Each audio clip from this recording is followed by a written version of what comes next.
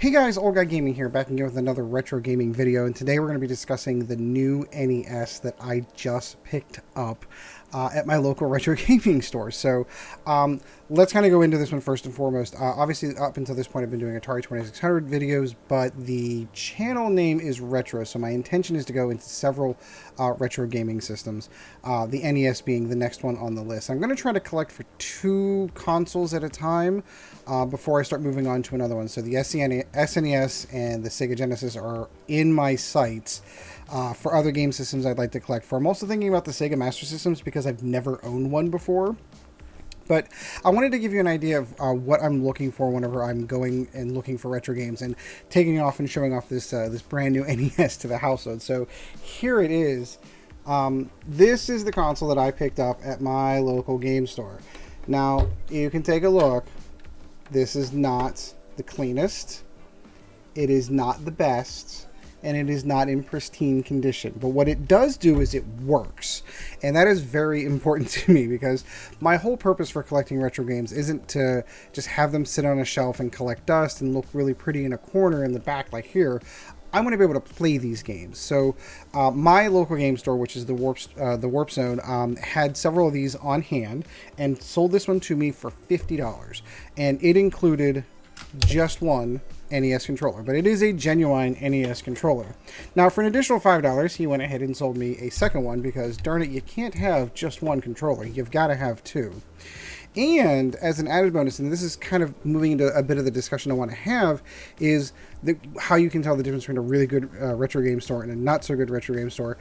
Carrie, the owner of the store, not only sold all these to me, but I started looking at some games like, well, I can't just go home with no games.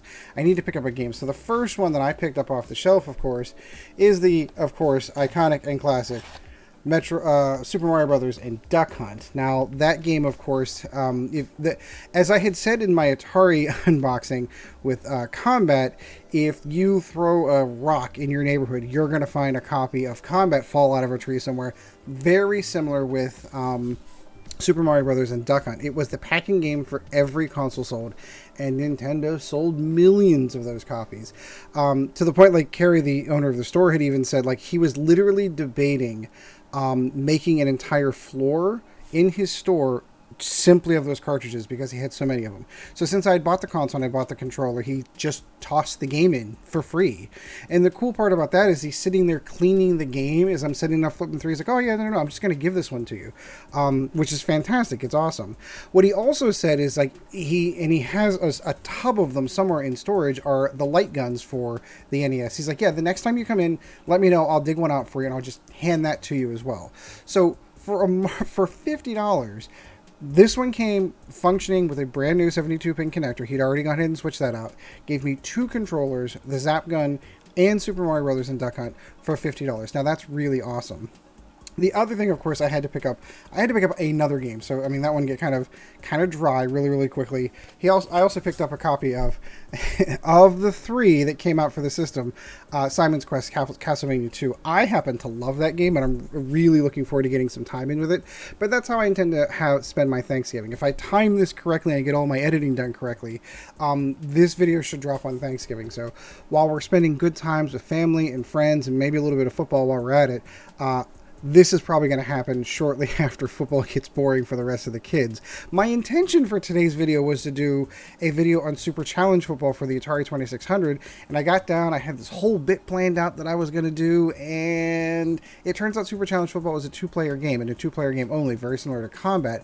And it won't start until all the players have selected. So I couldn't even record any in-game footage for the video because all my kids have gone to sleep and I don't have a second person here to actually kind of do that for me. So I decided, if nothing else, I will show off some of the cool stuff I've got and where I intend to take the channel moving forward. So I've got my brand new NES. Now, it didn't come with a stock standard Nintendo power supply. It came with a third-party one that was designed to fit it and the Sega Genesis.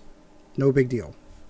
It didn't come with the standard AV jack that came with the Nintendo. It came with generic AV cables. No big deal. Because for me, I'm not looking for the minty fresh in the box, has to be pristine. I'm looking for functional functioning and playable, which is exactly what I got. I got exactly what I was looking for, which is why for me, like, collecting these games, like, and again, I may get there at some point in time in my retro gaming experience, of having those mint in the box, sitting on the shelf looking pretty. But right now, I'm just interested in playing old games on the original hardware. So this sits perfectly as far as I'm concerned. Now they're having a Black Friday sale at the Warp Zone, and I intend to be there because I'm off of work that day, and it's 20% off all games. So I'm going to have to go in and pick up a couple more. Plus it's payday, so that's always cool. And it gives my wife some ideas for Christmas presents to come up that I can conveniently find under the tree later. But I do want to go over some of the games. So this is kind of my plan for the Nintendo and how I intend to cover it. I'm not looking for a ton of games. I'm not a completionist. I don't need to have every retail copy, mint in the box, sitting on a shelf. That's not where I'm going. I'm looking for good games that my kids can have fun with. And that's kind of where this story started off. When I got the Atari, I got it for me. Genuinely, I thought the kids would enjoy it. I thought it'd be kind of fun to have them take a look back in the past and what video games looked like in the late 70s and the early 80s. But what I found was that, I mean, it was a novelty to them. Like one of the little games they get on their Kindles is a novelty to them and entertains them for 5 or 10 minutes, and then they get bored with it and they walk away. However, once we hooked up the Nintendo and we had Super Mario Brothers in the house, I have come home from work all week this week, finding a minimum of 2 of my 4 children sitting in front of the TV, playing the Nintendo and playing Super Mario Brothers. So that tells me that I'm on to something. That tells me that if I really want to be sharing this experience, not only with just myself, but with my family, that it has to be something that really engages and captures their imagination as well. So this is the direction I intend to go. So I grabbed a list, and I don't know how entertaining you might find, but this is genuinely what I intend to go. I sat down, and I did the same thing for the Atari, but I never actually shared this.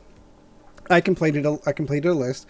I went through a couple of top 10 best NES games videos on YouTube, read some reviews, read some of those, and said these are the games that I want. Some of the games that I owned and really wanted to enjoy, and that I intend to pick up over time over the next hopefully 6 months to a year to get all of these into my collection and review them for the channel. So this is how I do it. I don't know how everyone else does it, but it's a way for me to be able to keep track. First of all, this is Google Sheets in case you can't recognize it, and I have an app on my phone that I can carry this with me at all times. So if I'm at a garage sale, if I'm at a flea market, if I'm at a gaming expo, or I'm at a new game store, I can sit there and go, is this game on my list? I also went through price charts and went and found the book price, so I knew I wasn't getting ripped off. So, for example, if someone wanted to charge me $20 for Batman, I know that that's double the price that it's really going for. And it's really simple to have that in your pocket to go through and say, yep, these are the games I want. But what it also does, it allows me to say if I've already purchased a game, and I'll go over to my Atari 2600 version on this one real quick. I have a tab for that as well. Here's a good example of a game that I've got right now in my collection, which is bowling.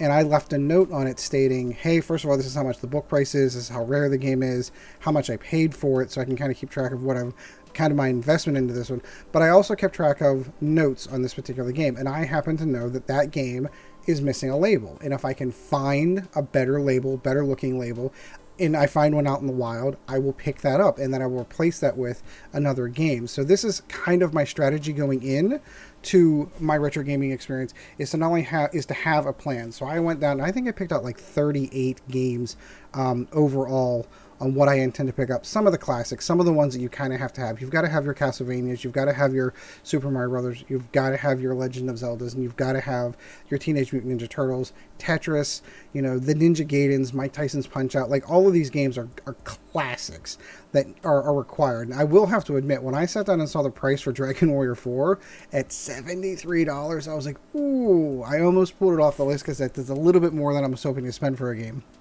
But anyway, so that's going to do it for this video. That's pretty much it. I just kind of wanted to show off the NES that I got and how I am going about attacking buying a brand new NES and getting into a new console. So at the moment, I have 2 games. By the time this releases, I should be ooching my way down to the game store to pick up a couple more.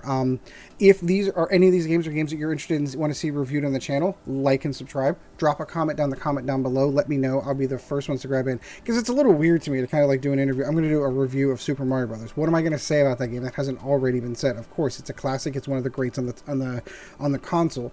So I'm kind of looking for ideas for games I may not even be on this list that could be great games that I don't know about. I'm just going off the games that I have from memory. So anyway, do hope you enjoyed the video. Like, subscribe, always enjoy hearing from the fans and stuff they want to looking forward to. And of course, this is dropping on Thanksgiving in the U.S. I hope you have a happy holiday with your families. I intend to be doing some turkey and stuffing, and of course, watching football and playing Super Mario Brothers with my kids. So until next video, guys, always keep your cards clean.